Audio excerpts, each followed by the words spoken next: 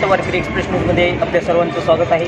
आज धर्मरक्षक प्रतिष्ठान व अविरत फाउंडेशनच्या वतीने आळंदी या ठिकाणी थोरात विद्यालयामध्ये रक्तदान शिबिराचा कार्यक्रम आयोजित केला होता। त्याबद्दल शिंदे सर आपल्याला 2 शब्दात मनोगत व्यक्त करतात। सध्या रक्ताचा तुटवडा खूप भासत आहे आणि आम्ही आवाहन केल्याप्रमाणे धर्मरक्षक प्रतिष्ठान व अविरत फाउंडेशन यांनी आम्हाला सहकार्य करून आज रक्तदान शिबिर आयोजित केलं आहे। इथं आळंदीमध्ये आतापर्यंत 60 बाटल्या जमा झालेल्या आहेत आणि अजून एक 100-1 बाटल्या व्हायचे चान्सेस आहेत त्याच्यात। आणि असं त्यांनी आम्हाला सहकार्य करून रक्ताचा तुटवडा भरून काढण्यासाठी मदत करावी हे आम्ही त्यांच्या अपेक्षा करतो।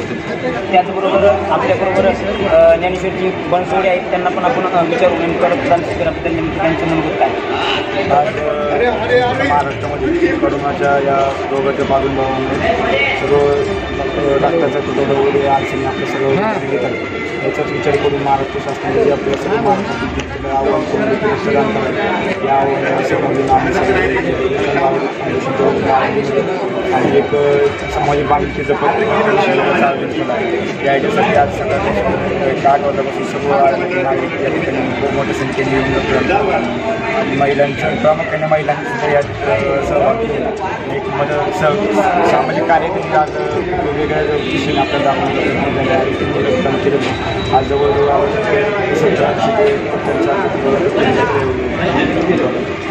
17 संख्येने वाढणार आज या ज्या लोकांनी रक्तदान केलेले त्या लोकांचं सर्व आमच्या दृष्टांत सर्व आभार व्यक्त करतो।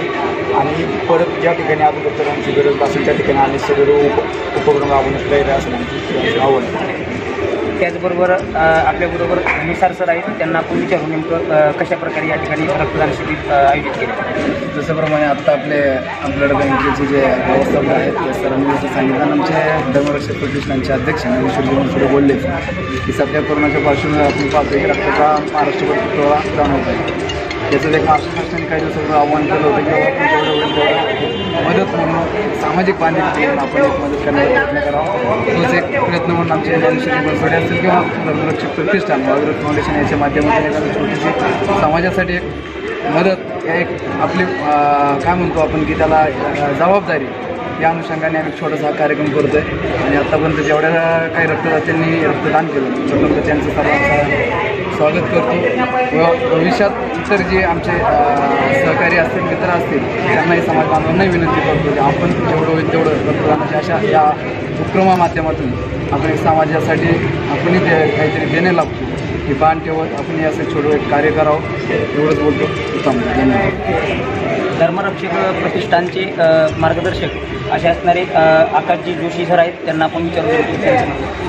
आज या ठिकाणी सर्वात महत्त्वाचं म्हणजे रक्तदान हे सर्वात श्रेष्ठ दान मानलं जातं।